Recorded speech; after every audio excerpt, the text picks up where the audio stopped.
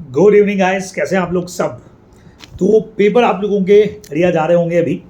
और next paper हमारा जो है वो ऑडिट का है। और ऑडिट के लिए क्या कुछ इंपॉर्टेंट हो सकता है, देखिए ऑडिट के इन दिनों में जो पेपर्स आ रहे हैं ना, वो बहुत अनप्रिडिक्टेबल टाइप के पेपर्स आ रहे हैं। एकदम डिफरेंट टाइप की चीज़ें जो है वो पूछी जा रही हैं। तो तैयारी आपको उसी तरीके से करनी पड़ेगी कि सारी चीज़ें जो हैं वो कवर हो जाएं, इंपॉर्टेंट पार्ट सारा कुछ आ जाए उसके अंदर।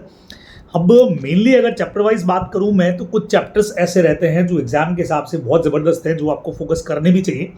जैसे चैप्टर नंबर हमारा फर्स्ट हो गया, चैप्टर नंबर हमारा सेकंड है। इजी में करना चाहें तो चैप्टर नंबर 5th 7th और 8th एकदम छोटे छोटे चैप्टर हैं जिनको आप मजबूती से तैयार कर सकते हैं। चैप्टर नंबर 4 जो है जो क्वेश्चन बनाता ही बनाता है। और उसके अलावा चैप्टर नंबर 10 और 11 हो गए, कंपनी ऑडिट हमारा हो गया। और उसके अलावा ऑडिट रिपोर्ट में से क्वेश्चन बनना ही है। चैप्टर नंबर 13 में से भी क्वेश्चंस जो हैं वो बनते हैं। चैप्टर ऐसे हैं जिनको आप मजबूती के साथ तैयार कर भी सकते हैं। तो मेरे हिसाब से ये चैप्टर्स तो आप लोगों को करने चाहिए, ठीक है। अब उसके अलावा अगर क्वेश्चंस की बात आपसे करूं तो ऐसे 220 और 210 पे अपने को थोड़ा सा अच्छे से तैयार करके जाना चाहिए। चांसेस बन सकते हैं वहाँ से कि क्वेश्चन जो है वो क्वारी हो जाए। एथिकल प्रिंसिपल वाले पॉइंट को अपन लोग पढ़ सकते हैं। उसके अलावा डायरेक्शन, सुपरविजन एंड रिव्यू वाला जो पॉइंट है चैप्टर नंबर 2 के अंदर, वो एग्जाम के हिसाब से एक बढ़िया पॉइंट है। बेंचमार्क वाला जो पॉइंट है उसको आप जरूर पढ़ के जाएं। ऐसे 580 जो रिप्रेजेंटेशन वाला है, ऐसे 501 हमारा जो है, हाँ वो आप लोग अच्छे से करके जा सकते हैं। ऐसे 230 हो गया, या एक्सटर्नल कन्फर्मेशन वाले जो पॉइंट्स हैं उनको देखा जा सकता है। उसके अलावा बच्चे लोगों को मॉनिटरिंग ऑफ कंट्रोल वाला जो हमारा पॉइंट है, या इंटरनल कंट्रोल का रिव्यू जो है, जो चैप्टर नंबर 4 का है, उसको आप थोड़ा और अच्छे से देख के जा सकते हैं। ऐसे 610 को भी यहाँ पे देखा जा सकता है।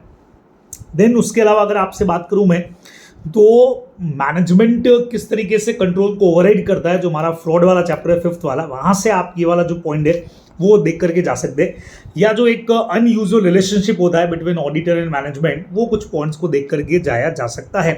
सेक्शन 43-12 तो हमेशा इंपॉर्टेंट रहता ही है एग्जाम के पर्पज से, तो वो आप जरूर देखें। उसके अलावा बच्चे लोगों को आईटी वाला पूरा चैप्टर, तो जितना आप लोगों ने ये अच्छे से पढ़ रखा होगा, तो उसके अंदर से मैक्सिमम चीज़ें जो आपकी वहीं से अपने को समझ में आ जाती है, ठीक है। चैप्टर नंबर 7-8 जैसे मैंने आपको कहा कि छोटे चैप्टर्स हैं, तो ट्राई करो कि इनके सारे पॉइंट्स आपने कर लिए।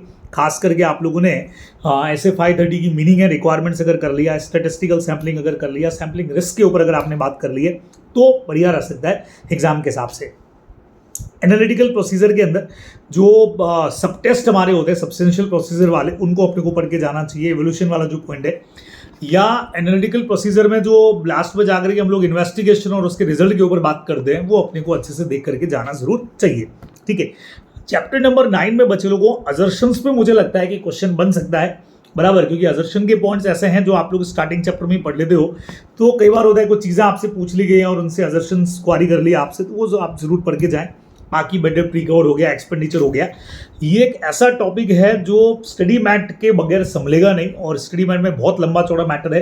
तो ट्राई करिए समय जितना मिलता है इंपॉर्टेंट चीज़ों के साथ एक बार रीडिंग अगर आप लगा लें तो बढ़िया रहेगा इसके अंदर, ठीक है।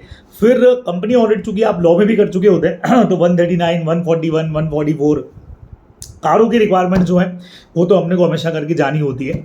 ऑडिट रिपोर्ट के अंदर बच्चे लोगों को ओपिनियन पर पिछली बार आई थिंक अगर क्वेश्चन नहीं आया है, तो इस बार ओपिनियन पे क्वेश्चन बन सकता है। एक बार चेक करिएगा पिछली बार आया कि नहीं आया।